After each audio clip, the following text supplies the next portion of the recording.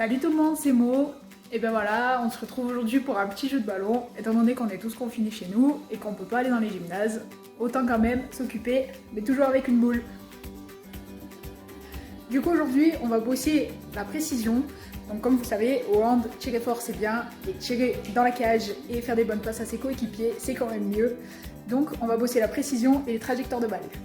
Du coup, pour le jeu d'aujourd'hui, il va vous falloir un ballon. Si vous n'avez pas de ballon, vous pouvez prendre une balle en mousse, une balle de ping-pong, ça fera l'affaire. Si jamais vous n'avez pas de balle, vous prenez un t-shirt que vous roulez en boule ou des paires de chaussettes, ça fera aussi. Et il vous faut une cible, donc par exemple la corbeille à maman, ça fait très bien l'affaire. Sinon, vous avez aussi les corbeilles à papier que tout le monde a sous son bureau. Et une fois que vous avez ça, vous écartez un petit peu le mobilier fragile et c'est parti. Donc on va poser la panière quelque part dans la salle. On essaye de ne pas mettre la panière devant la télé par exemple, histoire que si le ballon rip, on casse pas le mobilier. On prend son ballon, on se met à une certaine distance de la panière. Donc après vous voyez, si vous y arrivez c'est trop facile, on se recule. Et le but, tout simple, au début, envoyer la balle tout droit dans la panière.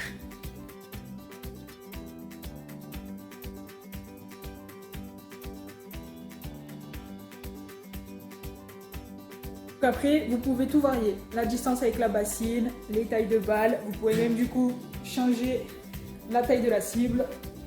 Hop, on peut enlever la panière et mettre la corbeille. Et c'est reparti.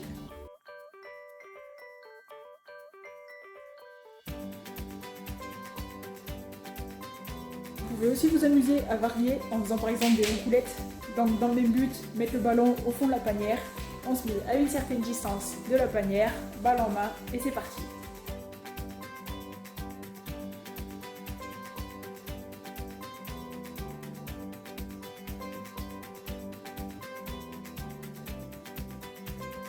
Alors pour ceux qui ne sauraient pas, notamment chez les plus petits, une roucoulette, c'est un effet de ballon. En fait, on va venir casser son poignet au moment de lâcher la balle, ce qui va donner un effet au ballon. Et quand il va frapper le sol, il va changer de direction. Donc là, par exemple, c'est pour ça que sur la vidéo d'avant, on voit que mon ballon, il tape bien à droite de la panière, mais qu'il arrive quand même dedans, grâce à l'effet que je lui ai donné au moment où je l'ai lâché. Du coup, une roucoulette vers là-bas, on casse le poignet comme ça.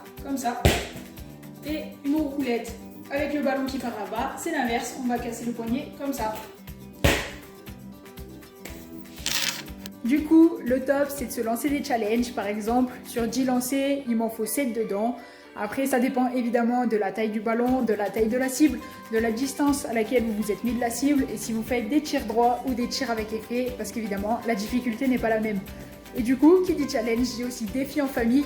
Vous pouvez par exemple utiliser le mini-jeu avec ballon pour déterminer qui vide le lave-vaisselle, qui débarrasse la table ou qui fait la cuisine.